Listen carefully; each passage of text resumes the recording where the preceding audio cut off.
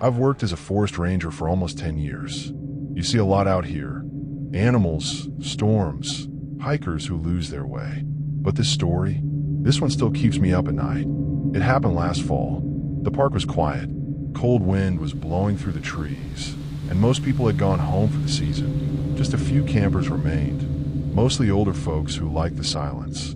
I was doing my evening rounds in my truck, driving the dirt road through the park, just checking each campsite, making sure everything was okay. Nothing unusual, until I got to campsite 9. Now, campsite 9 sits way off the main path.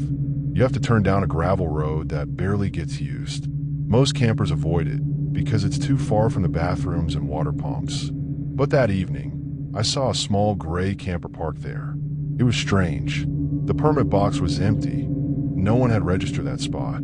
I pulled my truck closer and honked twice. No answer. The camper looked old, dusty. Curtains were drawn tight. The back window was cracked. I got out and knocked on the door. Park ranger. Anyone home? Nothing. I waited. Then I noticed something odd. The door wasn't fully shut, just barely hanging open, like someone forgot to close it all the way. The wind moved it slowly back and forth. I called in on the radio, told dispatch I was checking out a possible abandoned camper. Still nothing. That's when I stepped inside. The air hit me first. Heavy, musty, cold. I called out again. Then I saw a man sitting at the tiny table. He was hunched over, not moving. I thought maybe he was asleep. "Sir," I said louder. He didn't flinch. I stepped closer, heart thumping. His face was turned toward the window, but he wasn't breathing, not sleeping. He was dead. I backed out quick, shaking. My hand went straight to my radio. "This is Ranger Marks. I've got a body in campsite 9. Male. Unresponsive. Looks like foul play." I was still talking when I heard movement behind me. Outside the camper. Fast footsteps on gravel. I spun around and saw a man walking fast through the trees. Backpack. Long hair. Worn jacket. He wasn't running, but he wasn't slow either. "Hey," I shouted. "Stop." He paused and looked back. Just for a second. Long enough for me to see his eyes. Empty. Then he turned and disappeared into the woods. Backup arrived 20 minutes later. By then, the man was long gone. We searched the area but didn't find him that night. The body in the camper was identified 2 days later. Middle-aged. No ID. No phone. Just a wallet with some cash and an old photo. Looked like he'd been dead for at least 2 days. No gunshots. No stab wounds. Just bruising. Head trauma. Something blunt. But that's not what stayed with me. The photo in his wallet showed him smiling. Happy. Arm around a younger man. The same man I'd seen walking away from the camper. We ran the image through a local system. Turns out the younger guy was his son. Name, Brandon Mallory. He had a record. Small stuff, trespassing, theft. He'd been reported missing a few months earlier. A week after that, we found Brandon. He was living in a shack about 5 miles from the campsite. Just a roof, some crates, and a sleeping bag. We brought him in without a fight. He confessed to everything. He said his dad had promised to help him get clean, drugs, trouble, all that. They came to the park to start over. Something went wrong. They argued. A lot. Then one night, Brandon snapped. He didn't mean to kill him, he said. Just hit him. Once. Maybe twice. Then he panicked. Tried to leave. Hid out in the woods. Waited for someone to find the body, so he didn't have to face it himself. I asked him why he came back that night. Why he was still near the camper. He said something I'll never forget. I wanted to see if he was still sitting there. We handed him over to the county sheriff. He's still in jail, probably for a long time. But I still think about that night. The way the camper sat so still in the dark. The way Brandon looked back at me, like he wasn't even there. And I think about how quiet it gets in the woods. Too quiet. People think rangers are afraid of bears or wolves. But we're not. We know what to do with those. It's the people. The ones who don't look lost. The ones who knock on doors and say nothing. The ones who walk into the trees without blinking. Those are the ones you watch for. Now, whenever I pass campsite 9, I slowed down. I rolled down my window, and I listen. Because out here, sometimes, the trees don't keep secrets. They whisper them back. I was just finishing my lunch at the ranger station when when the radio crackled. Possible illegal campfire spotted. Northern Ridge. Smoke showing from the trees. Might be hunters. I grabbed my jacket and radioed back. On it. It wasn't my first time responding to something like this. People lit fires in the wrong places all the time, even when the rules were clear.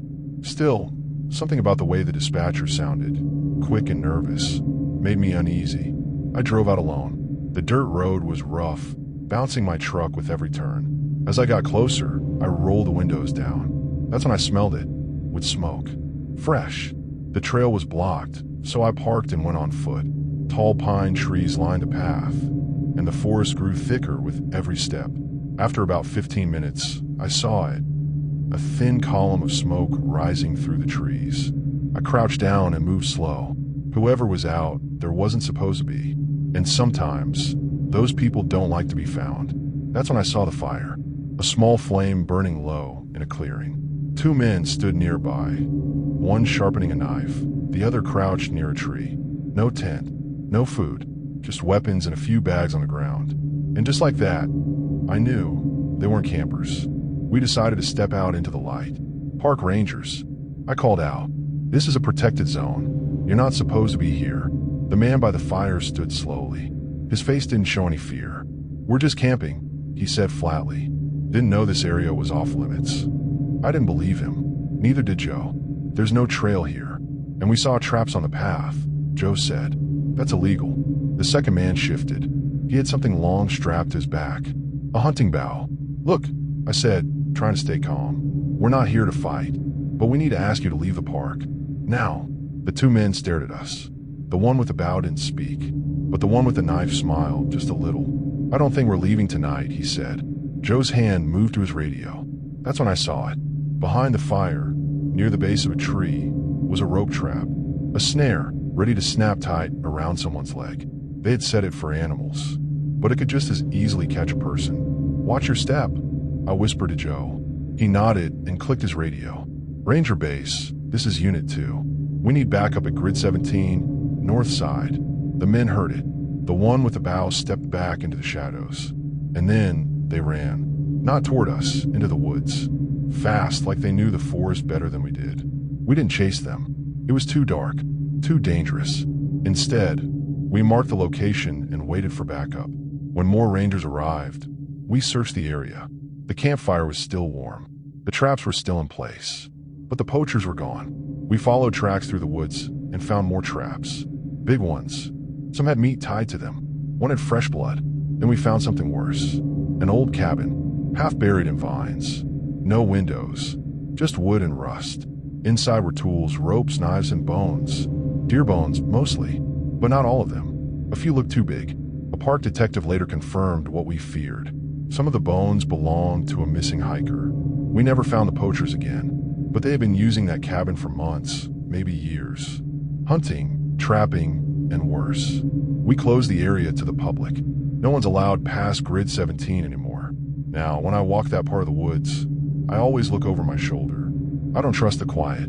Sometimes I find new traps, old ones that rusted, then got replaced. Sometimes I find nothing, but I always remember that fire, the one in the woods where they waited. I remember that afternoon clearly. The sky was gray, and the wind had a bite to it. I was supposed to be off duty, just finishing a small paperwork shift at the ranger station. But then the call came in. Someone left their tent up at Campsite 9. It's been sitting there since yesterday. No car, no checkout. Might want to take a look, said the voice on the radio. Campsite 9 wasn't far, but it was deep enough into the forest that you couldn't just stumble across it by mistake. I grabbed my coat, flashlight, and keys, then hopped into my old truck. The road was bumpy, full of wet leaves and rocks, but I'd driven it enough times to know every curve. When I reached the site, I parked and walked in. And right away, I knew something wasn't right. The tent was still there. Small, green, but the flap was open, flapping slowly in the cold wind. No sound, no voices. The fire pit nearby was cold, not even smoke. Hello. I called out. Nothing. I stepped closer. Inside the tent, it was empty. No sleeping bag, no backpack, just a torn snack wrapper and a lighter. I stepped back and looked around. No tracks, no bike, no car, Just gone. I didn't like it. It was too quiet.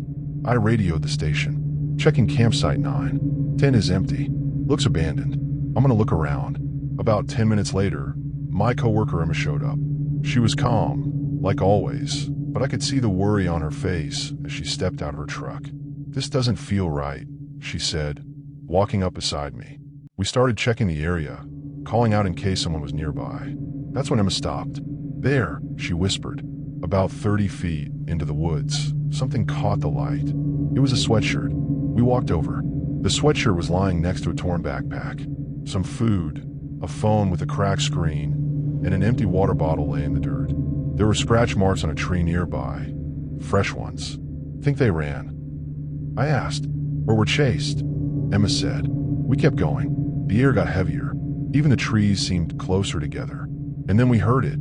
A faint cry. It wasn't loud. Just a soft, shaky sound.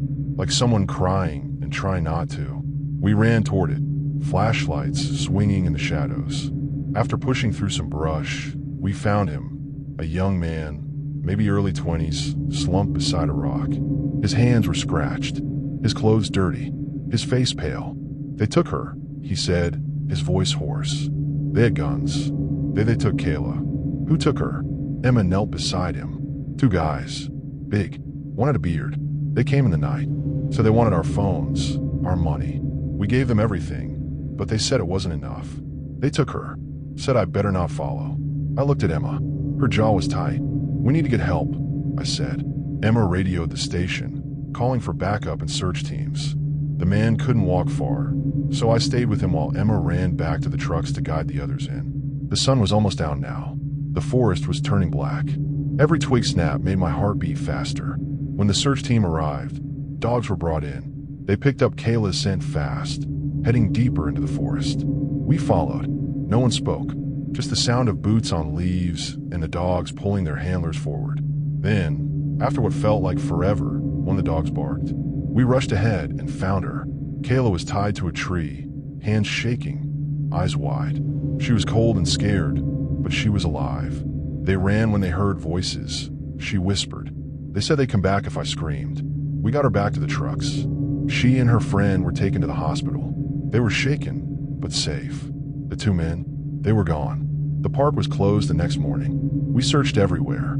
Drones, trackers, more dogs, but nothing. It was like the forest had swallowed them whole. People say nature is peaceful, that it's quiet and calming. But after that night, I don't hear silence the same way. When the wind stops blowing and the trees stop moving, I get this tight feeling in my chest. Something happened out there, something dark, and it reminded me that in the wild, not everything is wild.